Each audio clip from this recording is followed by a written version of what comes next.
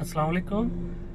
आजकल फेसबुक पर और सोशल यूट्यूब के ऊपर मुख्तलिफ चैनल्स जो हैं वो तलबा के पेपर्स के हवाले से झूठी खबरें फैला रहे हैं और इनमें किसी तरह की कोई सदाकत नहीं। अभी तक गवर्नमेंट ने किसी तरह का कोई फैसला नहीं किया और खासकर गुजरात यूनिवर्सिटी का एक नोटिफिकेशन जो कि बिल्कुल जाली है वो गर्दिश कर रहा है बीए और एमए के पेपर्स के हवाले से। अभी तक कोई डिसीजन नहीं हुआ और तलबा बिल्कुल परेशान ना हो।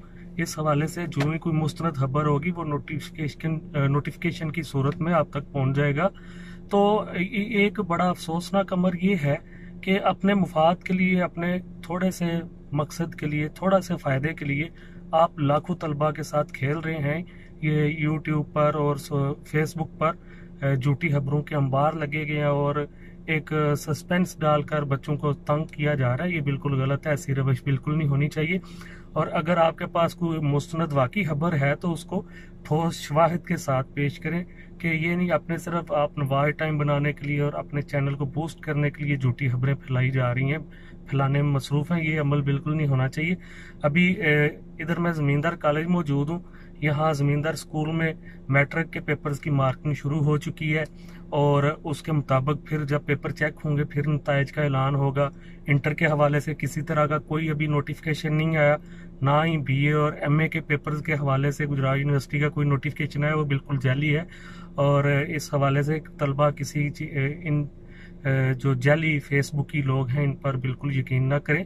जो ही को मुस्तनद खबर आएगी फैसला आप तक पहुंच जाएगा। गवर्नमेंट डिसीजन करने जा रही है और आइंदा 2-4 दिन तक एक डिसीजन बन जाएगा। सारी जो है सूरत हाल वो आपके सामने आ जाएगी।